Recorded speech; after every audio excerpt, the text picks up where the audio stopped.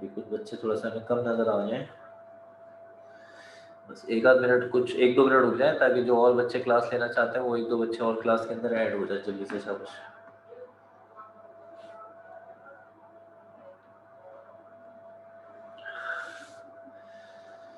फिर class start कर देते हैं इसके बाद, ठीक है?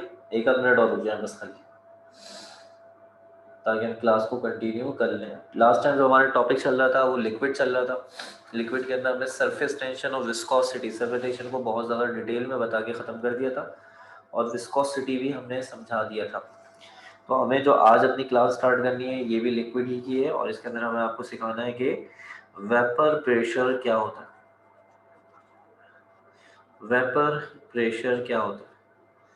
तो लिक्विड की हमारे पास सिर्फ और सिर्फ खाली दो प्रॉपर्टीज और हैं, एक वेपर प्रेशर और दूसरा है हमारे पास बॉइलिंग पॉइंट। वेपर प्रेशर और बॉइलिंग पॉइंट, इन दोनों को हमें समझाना है इंशाल्लाह ताला, ठीक है? बस अभी स्टार्ट करते हैं।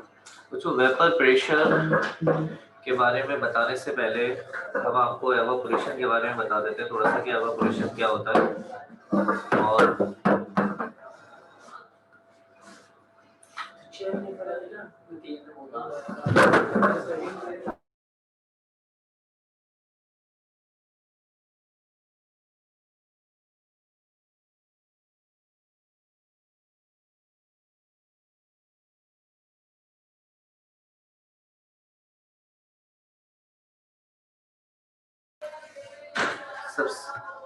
सबसे पहले हम यहाँ पे एवापोरेशन के बारे में आपको थोड़ा सा बता दें कि एवापोरेशन क्या होता है। एवापोरेशन जो होता है उसके अंदर लिक्विड मॉलिक्यूल्स जो होते हैं वो वेपर्स में कन्वर्ट होना शुरू हो जाते हैं किसी भी टेम्परेचर पे, यानी कोई टेम्परेचर फिक्स नहीं है, कोई भी टेम्परेचर होगा उस पर लिक्विड के मॉलिक्यूल्स क्या होंगे, वेपर्स में कन्वर्ट होने लग जाएंगे। इसको हम लोग कहते हैं एवापोरेशन। आपने देखा होगा कि घर के अंदर अक्सर गीले कपड़े के पोछे लगाए जाते हैं, तो कुछ टाइम के बाद वो जो पानी होता है वहां पर वो खुश्क हो जाता है, वो पानी वहां मौजूद नहीं होता, पानी सारा कहाँ चला गया, वो पानी एवापोरेट हो गया। कपड़े हम लोग अपने क्या कहते हैं धोकर सूखने के लिए हैंग करते हैं, और कुछ टाइम पीरियड के बाद वो कपड़े जो है सूख जाते हैं, ड्राई हो जाते हैं, और सारा जो पानी होता है, मॉइस्चर जो होता है, वो सारा का सारा क्या हो जाता है, एवापोरेट हो जाता है।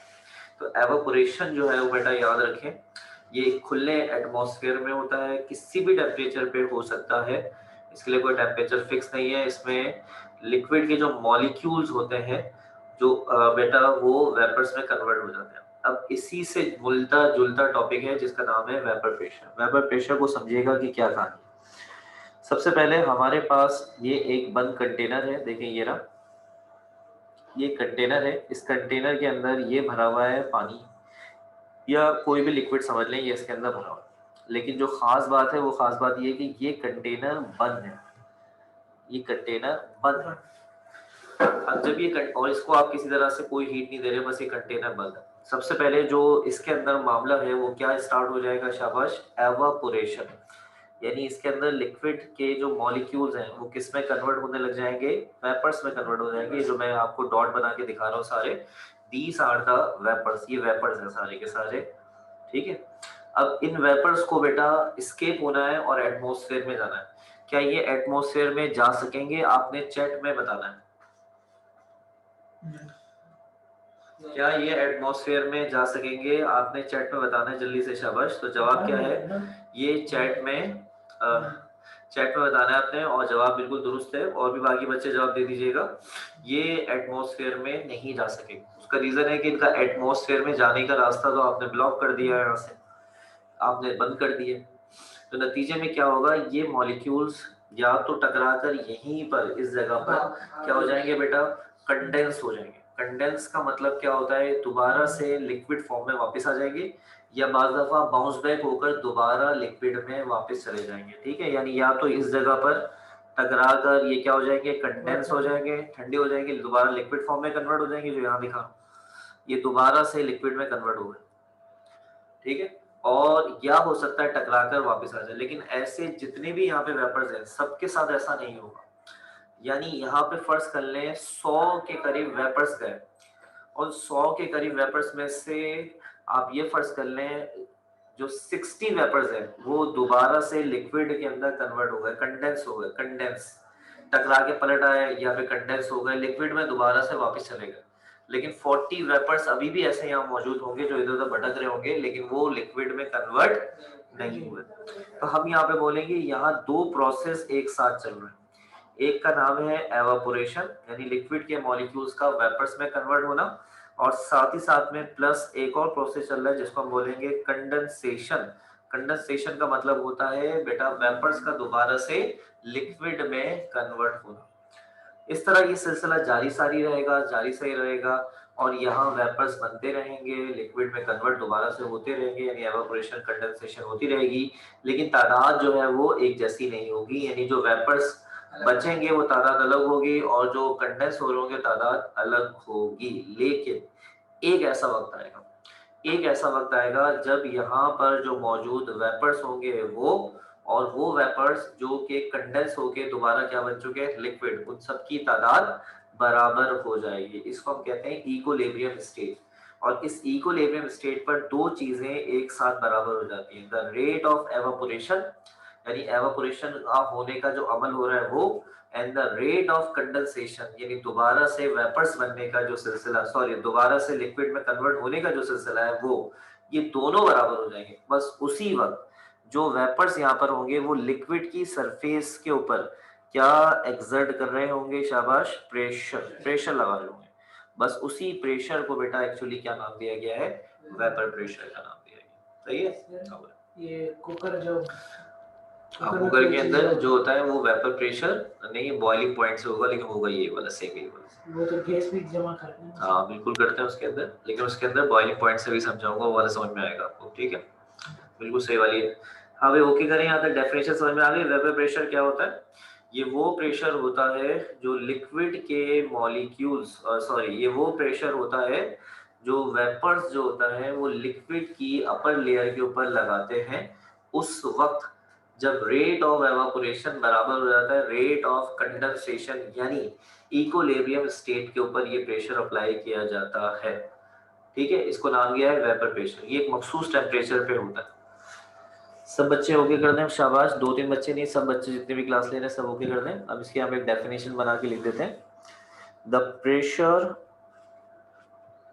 exerted, the pressure exerted by vapors on the surface of liquid when rate of evaporation is equal to rate of condensation at a particular temperature, at a particular temperature is known as vapor pressure. Is known as vapor pressure. बच्चों temperature अगर very करेगा, temperature बदलेगा तो फिर vapour pressure भी बदल सकता है। तो आ गए हम अपनी आखिरी प्रॉपर्टी पे, उसके साथ ही हमारा लिक्विड का पोर्शन खत्म हो जाएगा और ये है boiling point. What is the concept of boiling point? Boiling point किसे कहते हैं? तो बच्चों बॉइलिंग पॉइंट एक तरह से आपको जो वेपर प्रेशर आपने भी समझा, एवापोरेशन आपने समझा, बॉइलिंग पॉइंट भी उसी तर्ज पर है, लेकिन देखिए सब में फर्क है। एवापोरेशन जो होता है वो एक ओपन वेसल में होता है, खुले एटमॉस्फेयर में होता है, किसी भी टेम्परेचर में हो सकता है। वेपर प्रेशर जो होता है ये एक बंद वेसल है, क्लोज वेसल में होता है, किसी मखसूस टेम्परेचर पे खास कंडीशन में नापा जाने वाला प्रेशर होता है। इसी तरह जो बॉइलिंग पॉइंट होता है, इस सब के अंदर कहानी एक ही है, सबके अंदर जो होगा वो लिक्विड कन्वर्ट किसके अंदर हो रहा होगा, वेपर्स में कन्वर्ट हो रहा होगा, लेकिन कहानी सब में एक है, लेकिन अंदाज थोड़ा सा अलग है। बॉइलिंग पॉइंट अक्सर बच्चे इसकी तारीफ तो जानते हैं, लेकिन बाद में उस तारीफ की वजाहत जो है वो इतनी अच्छी नहीं जानते। तो आपके पास एक अच्छा मौका है, देख लें बॉइलिंग पॉइंट किस तरीके से एक्सप्लेन किया जाता है। फर्ज कर लें ये आपके पास एक बीकर है जिसके अंदर ये आपने कुछ लिक्विड यहाँ पे भरा हुआ है। ये लिक्विड कुछ भी हो सकता है, ये लिक्विड के मॉलिक्यूल नजर आ रहे होंगे सारे आपको, और इस लिक्विड को अब की बार आप गर्म कर रहे हैं, यानी हीट आप सप्लाई कर रहे हैं, हम सप्लाई कर रहे हैं, ठीक है। और यहाँ ऊपर से बेटा याद रखें हिस्सा खुला हुआ है और यहाँ ऊपर से लग रहा है हवाई दबाव, जिसको हम कहते हैं एक्सटर्नल प्रेशर। ये एक्सटर्नल प्रेशर जो होता है ये हम बेटा जानते हैं कितना होता है, मैं आपको क्लासेस में बता चुका हूँ। ये बराबर होता है बेटा 1 atm यानी 760 टॉर के बराबर। ये एक्सटर्नल प्रेशर है जो ऊपर से इनके ऊपर लगा। फर्ज कर लें ये वाला जो मॉलिक्यूल है जिसको मैंने शेड किया आपके सामने, इस मॉलिक्यूल ने क्या करा, इसने यहाँ हीट के जरिए हासिल होने वाली एनर्जी इतनी ज्यादा ले ली कि इतना एनर्जेटिक हो गया कि इसने सरफेस को छोड़ा और ये ऊपर की तरफ ऐसे करके भागा। लेकिन जब ये ऊपर जा रहा था उस वक्त इसका प्रेशर जो था वो था 300 टॉन। आपका क्या ख्याल है, क्या ये जो मॉलिक्यूल यहाँ से बेटा वेपर की शक्ल में एस्केप होना चाह रहा है, क्या ये वेपर की शक्ल में एस्केप हो जाएगा? आपने यस और नो में जवाब देना है। इसका प्रेशर इस वक्त 300 टॉन है, शाबाश, और ऊपर से 760 टॉन का प्रेशर लग रहा है। क्या ये यहाँ से वेपर की शक्ल में एस्केप हो जाएगा? जवाब दे रहे हैं आपने, वेरी गुड, शाबाश। बाकी बच्चे भी जल्दी से, जितने बच्चे हैं, एक आध से जवाब से फायदा नहीं होगा, शाबाश, जल्दी से। बाकी स्टूडेंट भी हैं। सिस्टम 06 कौन है भाई? अच्छा, फरीबा, शाबाश, मोहम्मद हुसैन, सबरीना, बेटा जल्दी से, शाबाश, जल्दी जवाब देना आपने, मैं वेट कर रहा हूँ। क्या ये एस्केप हो जाएगा? जल्दी से, क्योंकि आज हमें सॉलिड का भी इंट्रोडक्शन देना है, तो इसका जवाब क्या है? नहीं एस्केप होगा, ठीक है। इसका रीजन ये है कि जब ऊपर से दबाव 760 का है, 760 का, तो नीचे से एस्केप होने वाला जो है वो 300 का लेके जा रहा है, तो कैसे उस दबाव को क्रॉस कर सकते हैं? इसकी मिसाल ऐसे है कि आप एक दरवाजा खोलना चाहते हैं और दरवाजे के दूसरी तरफ से लग रही है 100 न्यूटन और आप लगा रहे हैं 30 न्यूटन, क्या दरवाजा खुल जाएगा? तो जवाब है नहीं खुलेगा भाई। तो इसलिए ये मॉलिक्यूल दोबारा से जाएगा जरूर, यूं करके लेके जा रहा है, लेकिन ये जाकर दोबारा रिटर्न आ जाएगा, ये नहीं जा सकेगा, यानी ये वेपर में कन्वर्ट होगा लेकिन वापस आ जाएगा, ठीक है। बल्कि इतना समझ लें ये उठेगा बस सिर्फ और दोबारा धकेल दिया जाएगा, यानी सही से बन भी नहीं सकेगा वेपर। अब ये दोबारा जाएगा, क्या करेगा, फिर ये दोबारा से अपनी एनर्जी को इंक्रीज करेगा, पहले से एनर्जी इसकी बढ़ी हुई है याद रखिए, फिर ये दोबारा और एनर्जी बढ़ाएगा, फिर दोबारा से ये ऊपर उठने की कोशिश करेगा। अब ये उठ के जो जा रहा है, अब इसका कितना हो गया प्रेशर? 500 टॉन। अब क्योंकि ज्यादा एनर्जी हो गई तो ज्यादा प्रेशर से निकलने की कोशिश करेगा, लेकिन अभी भी ये कामयाब नहीं हो सकेगा। फिर दोबारा से लिक्विड में चला जाएगा। आप यहाँ पे मुसलसल याद रखें हीट दिए जा रहे हैं। फिर इसके बाद ये गया, ये अपनी एनर्जी को याद रखें बढ़ाया हुआ है, वो एनर्जी कम नहीं हो रही, मजीद उस एनर्जी को बढ़ाएगा। फाइनली बेटा इसने 760 टॉर का प्रेशर बना लिया है। ये जो 760 टॉर का प्रेशर इस मॉलिक्यूल ने बनाया है, ये है बेटा वेपर प्रेशर। अब वेपर प्रेशर जो है वो बेटा किसके बराबर हो चुका है? शाबाश, एक्सटर्नल प्रेशर के। अब इस मॉलिक्यूल को ये एक्सटर्नल प्रेशर नहीं रोक सकता, बराबर हो चुका है। अब ये मॉलिक्यूल 760 के ऊपर बाआसानी यहाँ से क्या हो जाएगा? एस्केप आउट हो जाएगा। ये मॉलिक्यूल आपको नजर आ रहा है, तो ये देखें ये एस्केप आउट हो रहा है, क्योंकि अब इसका अपना वेपर प्रेशर बराबर हो चुका है 760 टॉर के। बस वो टेम्परेचर जिस पर किसी भी लिक्विड का, ठीक है, लिक्विड के मॉलिक्यूल्स का वेपर प्रेशर बराबर हो जाए किसके साथ बेटा? एक्सटर्नल प्रेशर के साथ। उसी टेम्परेचर का नाम रखा गया है बॉइलिंग पॉइंट। सही है, यहाँ तक बात समझ में आई? ओके करें, फिर मैं लिखता हूँ। सर दोनों प्रेशर इक्वल हो जाए तो सर तो क्रॉस नहीं होंगे, ठीक है ना, क्रॉस हो गए, यानी दोनों ने दूसरे को कैंसिल कर दिया, तो अब जो वहां से जाना चाहता है वो आराम से चला जाएगा, जाहिर सी बात है। सही है।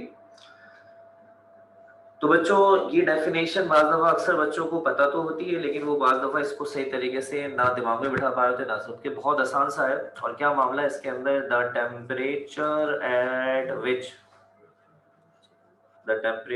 Eight which vapour pressure of a liquid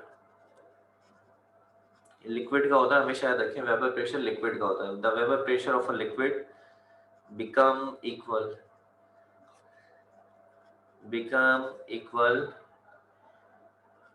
external pressure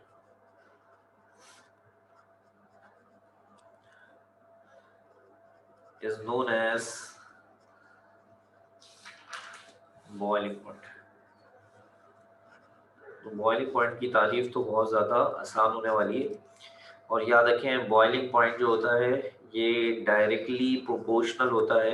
ये इसके है तो बहुत सारे फैक्टर्स, लेकिन ये इसका सबसे मेन फैक्टर है और वो है प्रेशर के ऊपर ये डिपेंड करता है। प्रेशर भी कौन सा वाला, मैं यहाँ नीचे छोटा सा लिख देता हूँ, एक्सटर्नल प्रेशर। ठीक है, किसी भी लिक्विड के ऊपर जो बाहर से दबाव पड़ रहा होता है जो कि एक्सटर्नल प्रेशर होता है, ये उसके साथ डायरेक्टली होता है। यानी अगर ये एक्सटर्नल प्रेशर कम होगा तो बॉइलिंग पॉइंट क्या होगा, कम होगा। और अगर ये एक्सटर्नल प्रेशर ज्यादा होगा तो बॉइलिंग पॉइंट कैसा होगा बेटा, आपको ज्यादा मिलेगा। याद रखें जितना ज्यादा हम बुलंदी पे जाते हैं, पहाड़ों की तरफ जाते हैं, ऊंचाई की तरफ जाते हैं, जो एक्सटर्नल प्रेशर 760 टॉन होता है ये डिक्रीज होने लग जाता है, कम होने लग जाता है। यानी अगर मैं आपसे कहूं कि आप हैं कराची में और आप फर्ज कर लें हैं कहाँ पे, अयूबिया। अयूबिया आपको पता है एक बहुत ही ऊंची जगह है, मरी से आगे का इलाका है अयूबिया, और फिर उसके बाद है नथिया गली। ये काफी बुलंदी पे वाक़ है, कराची है और अयूबिया। और आप कराची में पानी को क्या करते हैं, बॉईल करते हैं, गर्म करते हैं। और अयूबिया में भी पानी को क्या करते हैं, आप गर्म करते हैं। तो जब आप पानी को कराची में गर्म करेंगे तो कराची क्योंकि सतह संबंध से थोड़ा सा नीचे की तरफ है, इसलिए यहाँ प्रेशर तकरीबन 760 है, थोड़ा सा 19-20 का फर्क है। तो पानी यहाँ पर आपको 100 डिग्री सेंटीग्रेड पे बॉयल होता हुआ मिलेगा। लेकिन आप अयूबिया पे जाएंगे और पानी को गर्म करेंगे तो पानी वहां पर आपको बेटा 98 डिग्री सेंटीग्रेड पे उबलता हुआ मिलेगा। 2 डिग्री का फर्क आ जाएगा। आपने भाई 2 डिग्री का फर्क क्यों आ गया, इसका रीजन ये कि अयूबिया बुलंदी पर है, प्रेशर वहां पे कम है, 760 नहीं होता, डिक्रीज होता है। इसलिए जब पानी को आप वहां गर्म करते हैं तो पानी के मॉलिक्यूल 98 यानी जल्दी वाले टेम्परेचर पर अपना प्रेशर उतना बना लेते हैं। नतीजे के अंदर तभी जल्दी से वो क्या करते हैं, आराम से गर्म हो जाता है। ठीक है, यहाँ तक बात समझ में आ गई। अब इसके ऊपर आप ये सुन के हैरान जरूर हो जाएंगे, लेकिन ये बात बिल्कुल सही है। क्या अगर आप केटू पहाड़ी पे चले जाते हैं, नतीजे के अंदर क्या होगा, केटू, तो वहां पर पानी का जो बॉइलिंग पॉइंट है, बॉइलिंग पॉइंट ऑफ वाटर है वहां पे, वो है तकरीबन जो नापा गया है, जो वहां पे को पैमा जाते हैं पहाड़ को सर करने के लिए 85 डिग्री सेंटीग्रेड नापा गया है। और अगर आप दुनिया की सबसे बुलंद तरीन पहाड़ी की तरफ चले जाते हैं वो है माउंट एवरेस्ट, ये स्पेल हो गया आई थिंक सो, और वहां पे जो पानी का बॉइलिंग पॉइंट होता है वो 70 डिग्री सेंटीग्रेड नापा गया। ठीक है, यहाँ तक समझ में आ रहा है। अच्छा, कभी याद रखें अगर ये एक्सटर्नल प्रेशर बढ़ गया तो बॉइलिंग पॉइंट भी बढ़ जाएगा। तो कोई ऐसा दुनिया का शहर, दुनिया का मुल्क ऐसा है जहाँ बॉइलिंग पॉइंट 100 पे नहीं उससे ज्यादा पे हो, तो उसका जवाब है बांग्लादेश। बांग्लादेश और नीदरलैंड है मेरे ख्याल से। बांग्लादेश तो कंफर्म है, नीदरलैंड जरा मुझे कंफर्म नहीं है। बांग्लादेश जो है वहाँ पे 100.1 डिग्री सेंटीग्रेड पे उबलता है, वहाँ पे 760 नहीं है, उससे ज्यादा है। बच्चों इसमें एग्जाम में कभी कभी रीजन वगैरह सेट हो जाते हैं, इनमें से एक बड़ा मशहूर रीजन है जिसका मैं आपको जवाब दे देता हूँ। आपकी केमिस्ट्री में रीजंस भी हैं, तो रीजंस को आप अलग से भी तैयार कर सकते हैं मुख्तलिफ चैप्टर के लिहाज से। कुछ कुछ वक्तन फोक्तन हम रीजंस के जवाब आपको टॉपिक के हिसाब से देते रहेंगे। तो एक रीजन का जवाब अभी मैं आपको देता हूँ। बच्चों प्रेशर कुकर के अंदर खाना क्यों जल्दी कुक हो जाता है? प्रेशर कुकर के अंदर हम खाना पकाएं, फर्ज करें गोश्त को गलाएं, तो आम टाइम में गोश्त गलने फर्ज कर लें 1 घंटा लग रहा है, 1.5 घंटा लग रहा है। लेकिन प्रेशर कुकर में वही टाइम रिड्यूस होकर हाफ हो जाता है या बाज़ उससे भी कम हो जाता है। उसका रीजन जो है बेटा वो यही बॉइलिंग पॉइंट से ही अटैच है। कैसे, आइए मैं आपको समझाता हूँ कि किस तरीके से ये होता है।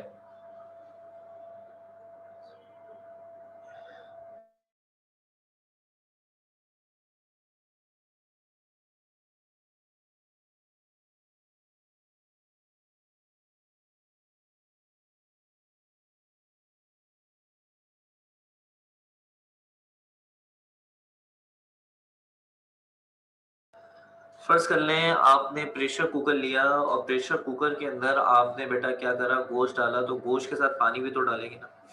या जब भी कोई कुकिंग करते हैं तो उसमें पानी तो लाजमी शामिल होता ही है। अब आपने प्रेशर कुकर को बंद कर दिया, याद रखें बंद करने के साथ उसके अंदर क्या बंद हो गई, हवा। और अगर हवा बंद हो गई तो हवा का प्रेशर कितना है, 760। अब आपने क्या करा, गर्म करना शुरू करा प्रेशर कुकर के अंदर, जो आपकी चीजें अंदर हीट जा रही है और अंदर जो पानी के मॉलिक्यूल्स हैं वो अपना जल्दी से वेपर प्रेशर बढ़ा रहे हैं, यहाँ तक कि 100 का टेम्परेचर हो गया। और 100 के टेम्परेचर पे उन मॉलिक्यूल्स ने बेटा अपना प्रेशर 760 के बराबर, हवा के प्रेशर के बराबर, 760 के एक्सटर्नल प्रेशर के बराबर कर लिया। स्केप होने की उन्होंने कोशिश करी, लेकिन वो स्केप हो ही नहीं पाए, क्योंकि आपने बेटा जो प्रेशर कुकर है उसको क्या करा हुआ है, बंद करा हुआ है। अब नतीजे में क्या हुआ, ये जो मॉलिक्यूल जो वेपर में कन्वर्ट हुआ था ये हवा में शामिल हो गया, और इसने हवा के अंदर जो 760 का जो प्रेशर था उसको इंक्रीज कर दिया। यानी 760 प्रेशर जो अभी थोड़ी देर पहले था हवा का, अब वो बढ़ के फर्ज कर लें वो हो गया 800। अब जो मॉलिक्यूल बेटा अब escape होने की कोशिश करेंगे, अब क्या वो 760 के बराबर अपना प्रेशर बनाएंगे या 800 के बराबर बनाएंगे? तो वो अब जो प्रेशर बनाएंगे वो 800 के बराबर बनाएंगे, और उन्हें उसके लिए क्या चाहिए होगी, ज्यादा हीट चाहिए होगी। वो ज्यादा हीट लेंगे, ज्यादा अपना टेम्परेचर, यानी पहले जो मॉलिक्यूल गया था वो 100 पे चला गया, लेकिन अब 800 तक पहुंचने के लिए जो मॉलिक्यूल जा रहा है उसको 110 का टेम्परेचर चाहिए, वो ज्यादा हीट मांगेगा, ज्यादा हीट खींचेगा। तो अब जो मॉलिक्यूल जाएगा वो ज्यादा एनर्जी से जाएगा, ज्यादा टेम्परेचर से जाएगा। अच्छा ये गया, ये भी स्केप नहीं हो सका, फर्ज कर लें ये भी वापस आया और इसने भी आगे हवा से टकरा के हवा में शामिल होकर हवा का प्रेशर मजीद बढ़ा। तो कहना ये चाहता हूँ कि जो बेटा पानी आपने गोश्त के साथ शामिल किया था उसके मॉलिक्यूल्स बेटा वेपर्स में कन्वर्ट हो गए, अपने प्रेशर को हवा के प्रेशर में ऐड करके प्रेशर को इंक्रीज कर देंगे, और प्रेशर इंक्रीज होगा, एक्सटर्नल प्रेशर इंक्रीज होगा, तो नतीजे के अंदर जो लिक्विड है उसको अब एवापोरेट होने के लिए, वेपर्स में कन्वर्ट होने के लिए ज्यादा से ज्यादा किस चीज की जरूरत होगी बेटा, हीट एनर्जी और टेम्परेचर की जरूरत होगी, जिसकी वजह से प्रेशर कुकर के अंदर बहुत ज्यादा हीट जाती है। जो आम जो हम भगोने रखते हैं बेटा पकाने के लिए उसमें इतनी हीट नहीं जाती, ऊपर ढक भी दे तब भी इतनी नहीं जाएगी, लेकिन प्रेशर कुकर क्या करता है, बहुत तेजी के साथ ज्यादा हीट लेता है अपना टेम्परेचर ज्यादा बढ़ाने के लिए। नतीजे में वो जो गोश्त होता है वो बहुत जल्दी और कम टाइम के अंदर कुक हो जाता है। क्या आपको समझ में आया बेटा ये? ओके करें यहाँ तक, शाबाश, जल्दी से सारे बच्चे। जल्दी खराब हो जाते सर, हमारा एक्सपीरियंस नहीं, हम नहीं करते भाई, हमें अंदाजा नहीं है।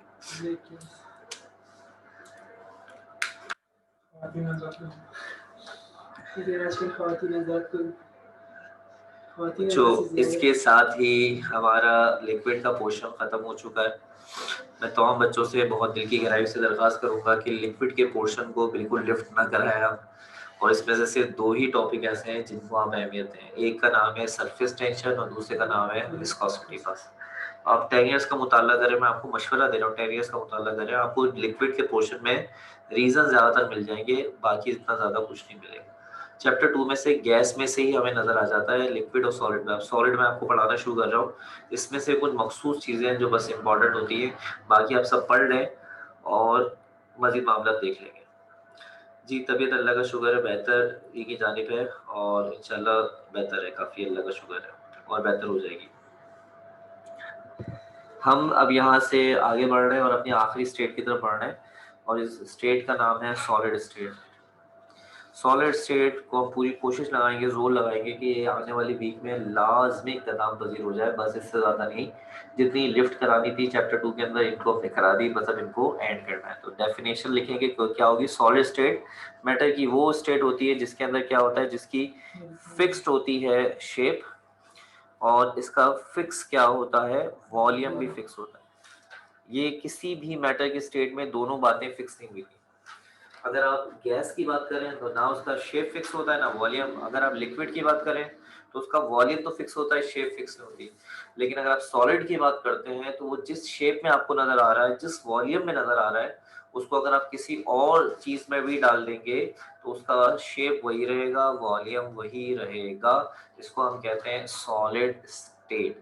आखिर ये सब कैसे होता है, किस तरह से है, तो इसका जवाब बड़ा आसान सा है कि सॉलिड में जो एटम्स होते हैं वो बेटा टाइटली पैक्ड होते हैं एक दूसरे के साथ, उनके दरमियान स्पेस कम होता है, जिसकी वजह से वो हमेशा एक ही जैसी शेप को मेंटेन रखते हैं और ना उनका वॉल्यूम बढ़ पाता है। इस बात को मज़ीद और समझने के लिए हमें सॉलिड की कुछ जनरल प्रॉपर्टीज़ को डिस्कस कर लेना चाहिए, जिससे सॉलिड के बारे में हमें और भी मालूमात मिल जाएगी। और हमने हेडिंग बनाई जनरल प्रॉपर्टीज़ ऑफ सॉलिड। सबसे पहली जो प्रॉपर्टी है हमारे पास वो है रिजिडिटी। रिजिडिटी, तो बच्चों रिजिडिटी क्या होता है? रिजिडिटी का मतलब होता है to maintain shape. To maintain shape, जो शक्ल है उसको मेंटेन रखना, इसको रिजिडिटी कहते हैं। मैंने बहुत शॉर्ट करके लिखा है, समझा देता हूँ मैं आपको, इसकी वजाहत कर देता हूँ। लिखा मुख्तसर है, बस आपकी मालूमात के हिसाब से सुनते रहें तो अच्छी बात है। बेटा सॉलिड में जो एटम्स होते हैं वो एक दूसरे के साथ टाइटली पैक्ड होते हैं और एक दूसरे के ऊपर बड़ी स्ट्रॉन्ग फोर्स ऑफ अट्रैक्शन लगा रहे होते हैं, जिसकी वजह से ये जो एटम होते हैं ये एक ही जगह पे फिक्स रहते हैं। ठीक है। अच्छा, गैस के अंदर जो मॉलिक्यूल्स होते हैं वो मूव करते हैं, एक जगह फिक्स नहीं होते। लिक्विड में जो मॉलिक्यूल होते हैं वो भी अपनी जगह छोड़ के मूव कर सकते हैं, लेकिन सॉलिड का जो एटम होगा वो अपनी जगह पे ही होता है, रेस्ट में नहीं होता, अपनी जगह पे रहते हुए वाइब्रेशनल मोशन करता है, वाइब्रेटिव मोशन करता है, लेकिन अपनी जगह छोड़ता नहीं। इस तरह ये सारे एटम एक ही जगह पे रहते हैं और नतीजे में इसका इफेक्ट क्या आता है? जो सॉलिड की जो शेप होती है वो फिक्स होती है, एक ही रहती है। इस बात को हम लोग क्या कहते हैं बेटा? रिजिडिटी कहते हैं। यानी सॉलिड का अपनी शेप को मेंटेन रखना, इसका रीजन क्या है बेटा? रिजिडिटी। अब ये आपके पास इस वक्त पेन है, इस पेन को आप गिलास में डाल दें तो भी यही है, किसी और कंटेनर तो भी यही है, लेकिन लिक्विड में ऐसा नहीं होगा। लिक्विड को जिस कंटेनर में डालेंगे वो अपनी शेप उस कंटेनर से बना लेगा। ठीक है। इस पेन के साथ ऐसी कोई ज्यादती ना करें ताकि बाद में कल कल ये पेन जो है वो आपके लिए बुरे मामला ना करे, इसलिए इसको आग वगैरह किसी चीज पे ना डालें। इसके बाद दूसरी जो बात है उसको हम कहते हैं डिफॉर्मेशन। डिफॉर्मेशन का मतलब क्या होता है? By applying pressure, by applying pressure solid can change its shape।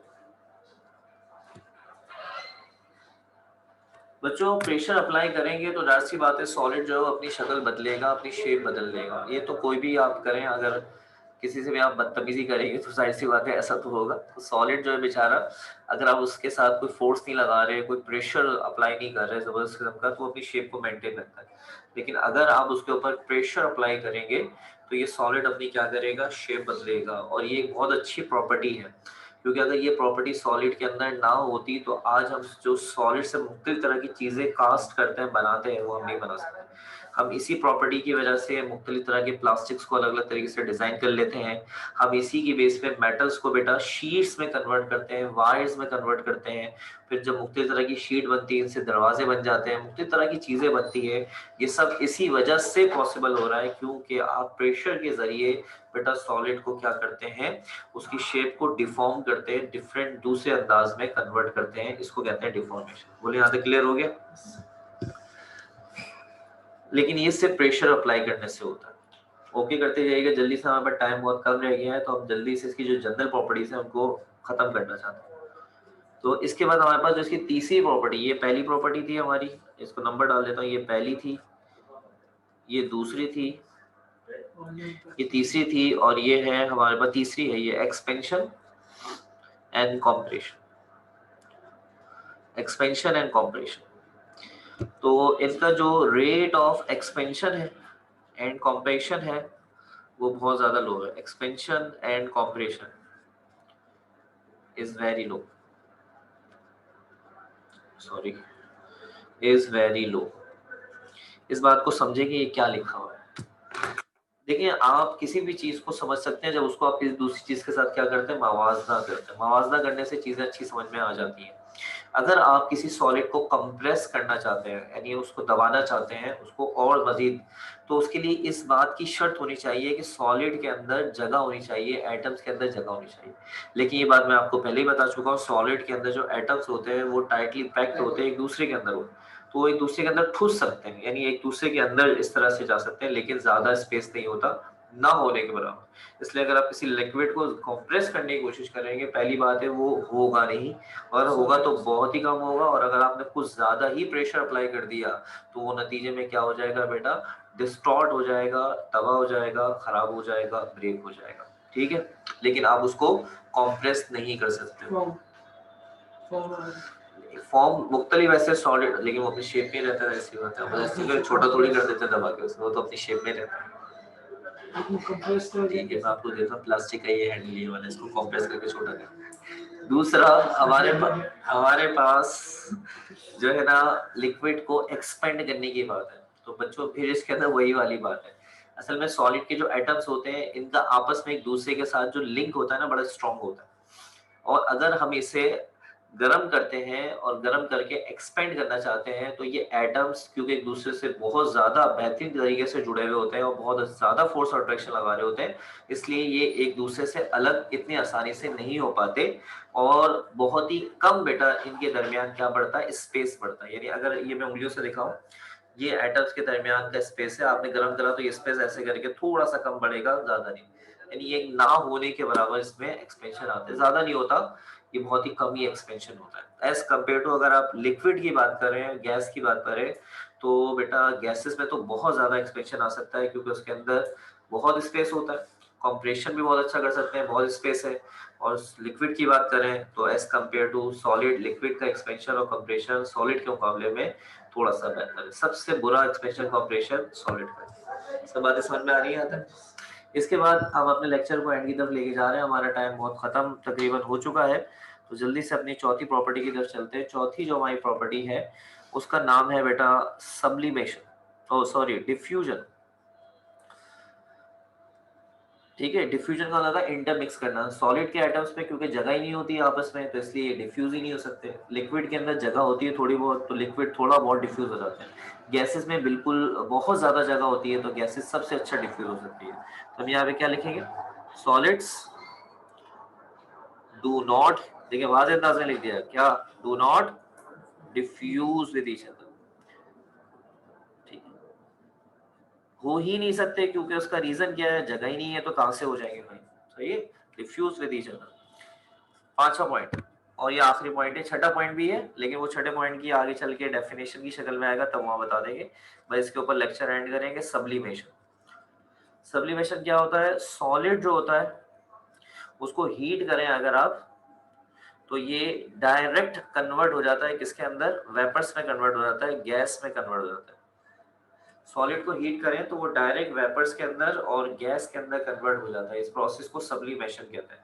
ऐसा हर एक सॉलिड नहीं कर सकता, कुछ मखसूस सॉलिड कर सकते हैं। उनका रीजन ये है कि वो सॉलिड के जो एटम्स होते हैं वो बहुत हाईली एनर्जेटिक हो जाते हैं। जो हीट देते हैं ना, तो सॉलिड से पहले लिक्विड फेस आता है, फिर वेपर गैसेस फेस आता है, लेकिन वो इतने ज्यादा क्या हो जाते हैं, एनर्जेटिक हो जाते हैं कि डायरेक्ट जब मारते हैं और किस में चले जाते हैं, वेपर फेस में चले जाते हैं। इसको कहते हैं सब्लिमेशन। इसके अंदर मैं आपको दो लिक्विड की मिसालें, दो सॉलिड की मिसालें दे देता हूँ। एक को हम कहते हैं आयोडीन, और भी मिसालें हैं, और दूसरे की मिसाल है काफूर। इसको कैम्फूर ऐसे करके लिखते हैं। काफूर का आपने नाम सुना होगा, ये भी एक सॉलिड होता है, इसको गर्म करें तो ये डायरेक्ट वेपर में कन्वर्ट हो जाता है। आयोडीन जो होता है ये भी सॉलिड फॉर्म में एग्जिस्ट करता है, इसको भी गर्म करेंगे तो ये वेपर फॉर्म में कन्वर्ट हो जाता है। काफूर भी बोलिए, सही है। हाँ ठीक है, अपनी जिम्मेदारी पे उससे पहले मस्जिद लिखते हैं, ठीक है। हाँ भाई जी, इसके साथ ही हमारा लेक्चर यहाँ पे खत्म होता है, टाइम वैसे भी कम रह गया है। मुनीब ने हमसे सवाल करा है, उसका जवाब मैं दे दूं। हमारी हर ट्यूसडे के दिन फिजिकल क्लास हुआ करेगी, पीर के दिन और वेडनेसडे के दिन ऑनलाइन है, ये ध्यान में बिठा लें। हर ट्यूसडे को आपकी फिजिकल क्लास होगी, सेंटर से कोई मैसेज नहीं आएगा, मैं फिर भी आपको पीर वाले दिन रिमाइंड करा दिया करूंगा। उम्मीद है यहाँ तक सब समझ में आ गया होगा। अपना अपने घर वालों का ख्याल रखिएगा, मुझे तो इजाजत, अल्लाह हाफिज। टेस्ट नहीं कर रहा सब बच्चों को, अल्लाह हाफिज भाई, खुदा हाफिज। क्लास एंड हो गई है। ये स्मेल कपड़ों के अंदर रखा जाता है ताकि